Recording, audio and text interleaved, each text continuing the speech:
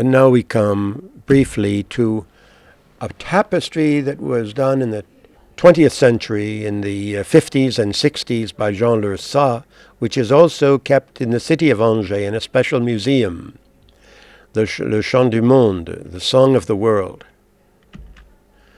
A series of tapestries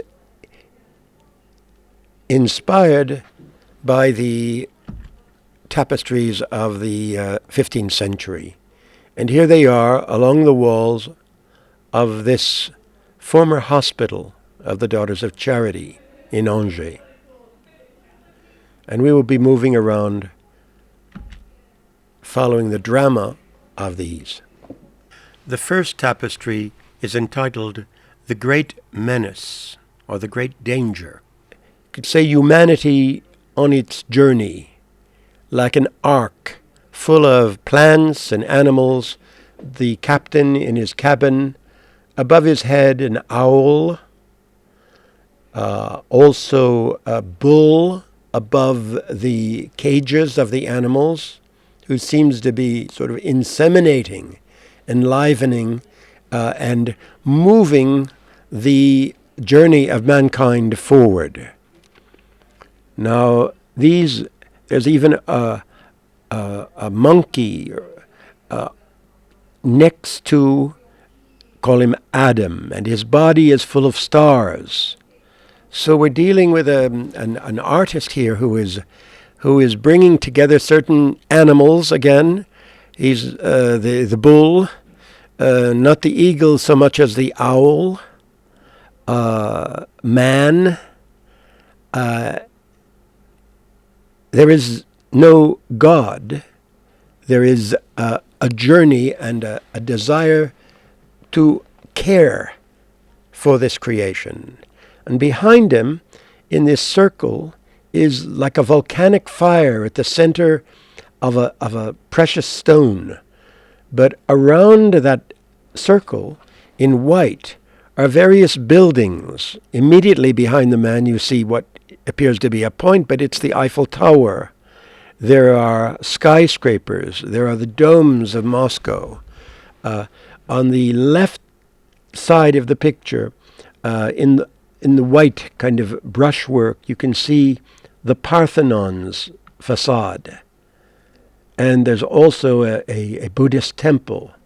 But above it, this eagle, as if this force as well, out of the apocalypse, is inspiring the voyage of humanity. The song of the world, the canticle of the world.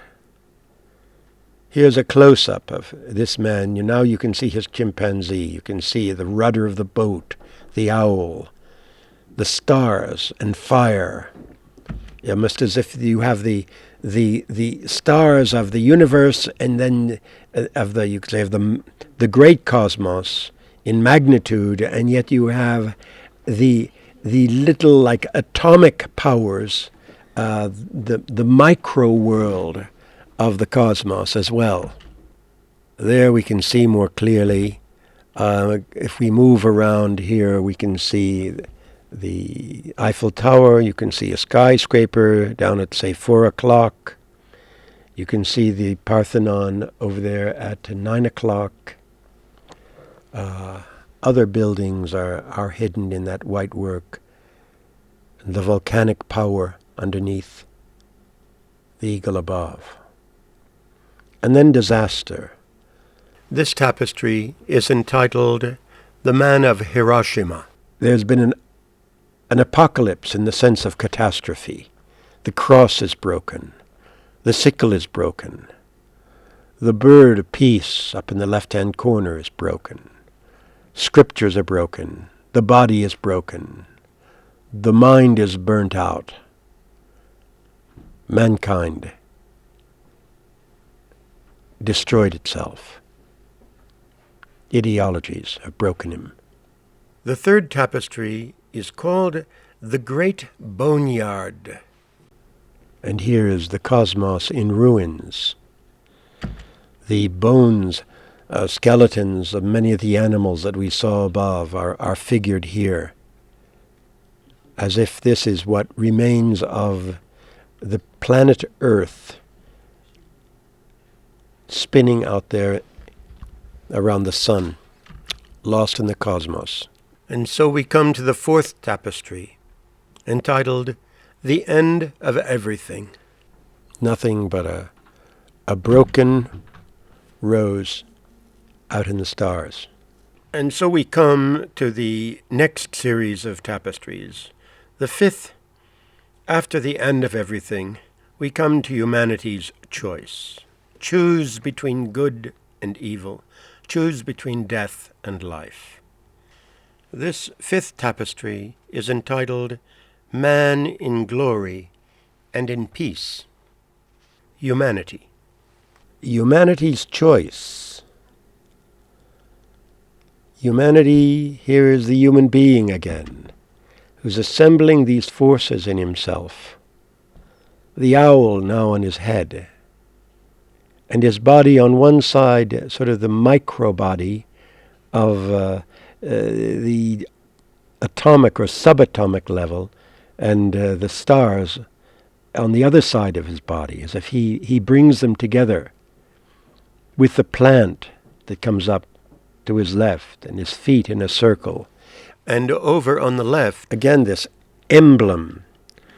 Is it the bird of peace settled on top of this egg, and the various little, like floating bodies against the black background are like little Sputniks at that time.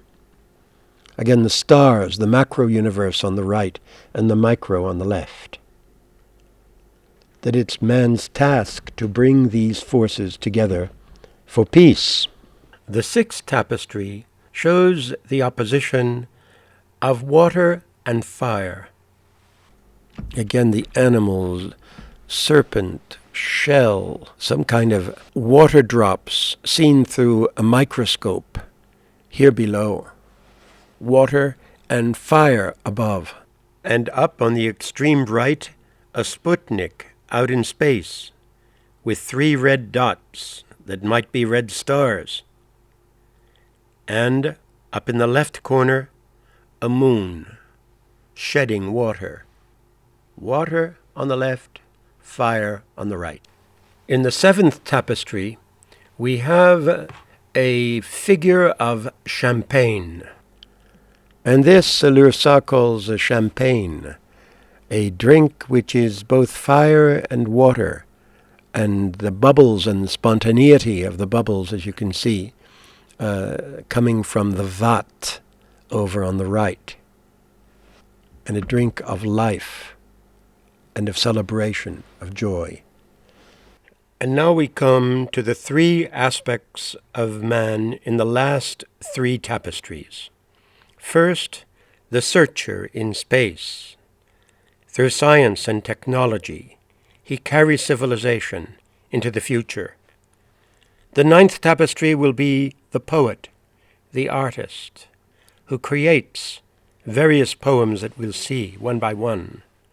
And finally, the priest, who offers this whole of creation up, withdrawn around himself, once again pointing toward the future. So now we'll go to the 8th tapestry. Here we have another aspect of man in space. The world here on the left, with various levels of it that we'll get a close-up of, but coming out of the earth in a little, like a spaceship, is a man with a bow and arrow. He's adventuring out into space. And out in space we have the various planets and orbits, and the object of his adventure. Now, Lurcat was, of course, a witness both to the time of the Second World War, the atomic bomb, and the post-war period coming up through the 50s and 60s into the struggles for space and the voyages into space. Here we can see within the world various figures, animals everything from butterflies to crabs, and we can see more clearly the man with his bow and arrow.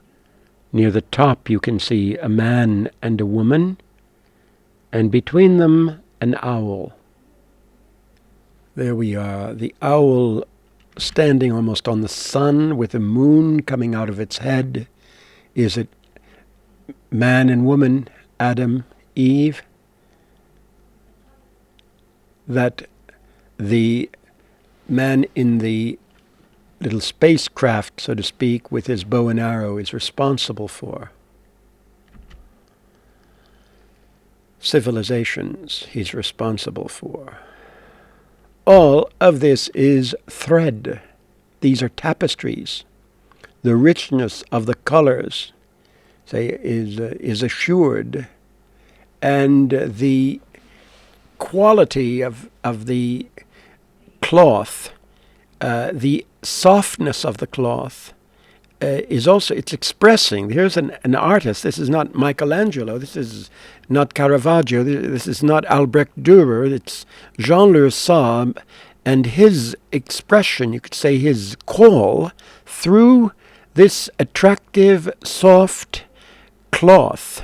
You could say the eye feels. It's not oil. It's not mosaic. It's not a lithograph. The material itself has a quality that touches the viewer as the viewer moves from tapestry to tapestry. Here, the universe as he designs it. And now, the 9th tapestry, not the searcher into space, but the poet into the interior who expresses what he's discovered within his vision. Here to his right are 12 of his poems, and in them we'll see various of the components of previous visions: the human, the animal, the plant, the most physical and elementary creatures that combine in various forms and express the inner vision, the integrity of what he's come to assume as a poet. You can see a certain horned figure. Is it the bull? Up in the upper right-hand corner of each of several of the poems, and has to be searched for in the poems where it doesn't seem to be present. And as say the poem at the top left, you can see a woman. We'll see have a close-ups here of a few of these poems. But man is poet. The human person is a poetess, as it's also a searcher. Here he has not a bow, perhaps, as much as a harp in his hands. Here he is, with a face somewhat like a bull, but he brings together again in himself these energies, and they come out of him into his works. Here are the first 6 poems. We see the woman in the upper left, with a bull's head in the upper right. In poem after poem, we find this bull's head, as if it's an inspiration. And next we have the poem of the ram, which is emerging. And we might already recognize that these are figures that also were found in the Apocalypse. The human being, the lion, the ox, and the eagle, the 4 living creatures that stood around the throne of God, seem to take some kind of form here within Lurcat's vision of the Song of the World. Then we move on to the other 6 poems of this series, and we notice a chain that is in many of them, as if it's the great chain of being moving up from the inanimate world to the animate world and on into the invisible. And here we have this lion, well, again, one of the figures from the Apocalypse of John, one of the 4 living creatures. And we then move on to the final 10th and last tapestry. Man, the priest. Lurcat was inspired by certain vestments that he saw in a sacristy in Mexico, where the Christian vestments were embodied so much of the pre-Columban culture of Mexico, the Aztecs. And here, again, in the circle that is moving off toward the stars on the right, from this axis of energy on the left, is telling us of, again, man's voyage, or the voyage of humanity, and the importance of his bringing together the forces within his own circle that assures and also inspires him to go out. So man, the adventurer in space, the poet, the priest, the voyager, different aspects of not just the human person, but the human community, which lives on this planet with its water and its fire, with its earth and its air, with its microbes, and with its plants and animals, and with its thirst to keep going beyond. And written, there's a text here that's written both written toward us, and then the same words are written backwards, as if on the other side, and about humankind. Language, words, now come into the tapestry.